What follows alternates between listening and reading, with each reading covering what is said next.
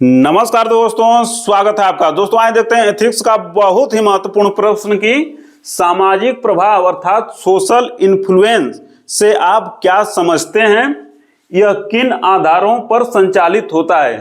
तो सामाजिक प्रभाव की परिभाषा बतानी है तथा यह किन आधारों के द्वारा संचालित होता है उसे भी बताना है। तो सबसे देखते हैं पहले सामाजिक प्रभाव की परिभाषा कि सामाजिक प्रभाव एक ऐसी प्रक्रिया है जिसमें एक समूह दूसरे के विश्वास यानी कि बिलीफ्स, अभिवृत्ति अर्थात एटीट्यूड एवं व्यवहार अर्थात बिहेवियर में परिवर्तन लाता है।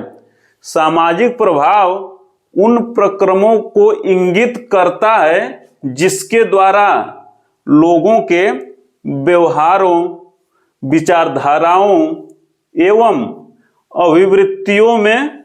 अभिवृत्तियों को अन्य लोगों की उपस्थिति के माध्यम से बदलने का प्रयास किया जाता है। सामाजिक प्रभाव की परिभाषा हो गई है।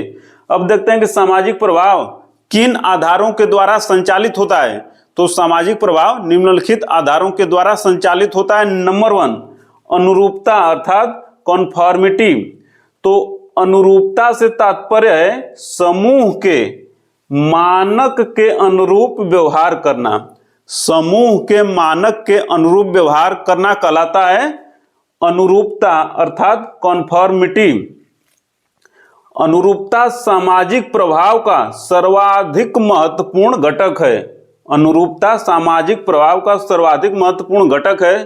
चूंकि मनुष्य एक सामाजिक प्राणी है, इसलिए समाज या समूह का सदस्य बने रहने के लिए या उसे कोई समूह से बाहर न निकाले, ऐसी भावना के प्रभाव में वह अनुरूपता का व्यवहार करता है। व्यक्ति अनुरूपता का व्यवहार इसलिए करता है क्योंकि वह सामाजिक प्राणी है और वह चाहता है कि उसे कोई समाज से बाहर न निकाले या वह समाज में बने रहना चाहता है, इसलिए वह अनुरूपता का व्यवहार करता है। अब इसके सामाजिक प्रभाव किन आधारों पर संचालित होता है, तो इसका दूसरा आधार है अनुपालन या क्रियान्वयन या कॉम्प्लियंस। तो अनुपालन, तो देखिए किसी व्यक्ति या किसी समूह के अनुरोध पर किसी कार्य को करना या न करना।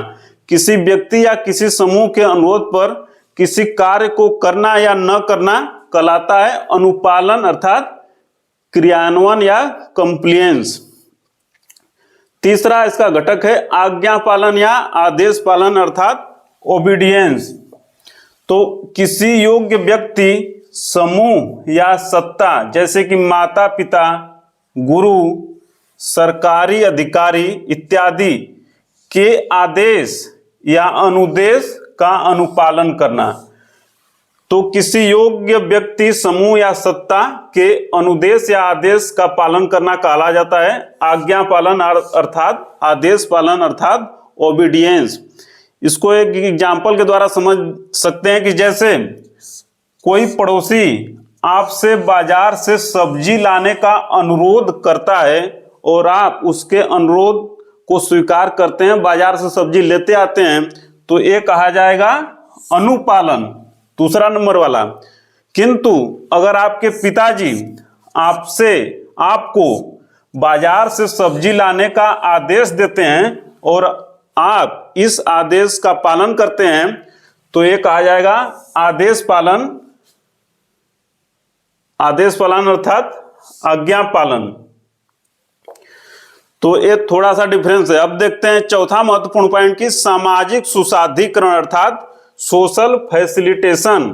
तो सामाजिक सुशाधिकरण से तात्पर्य है समूह में अकेले किए जाने वाले कार्य। एक समूह है और उस समूह के सभी लोगों को अलग अलग टारगेट दे दिया जाए और उसको प्राप्त करने के लिए वो अकेले अकेले कार्य करें, तो इसे कहा जाएगा सामाजिक सुशाधिकरण अर्थात सोशल फैसिलिटेशन। किंतु अगला इसी से जुड़ा हुआ है सामाजिक श्रमान्वयन अर्थात सोशल लॉफिंग। तो सोशल लॉफिंग अर्थात इससे तात्पर्य है समूह में दूसरे लोगों के साथ मिलकर किए जाने वाले कार्य निष्पादन।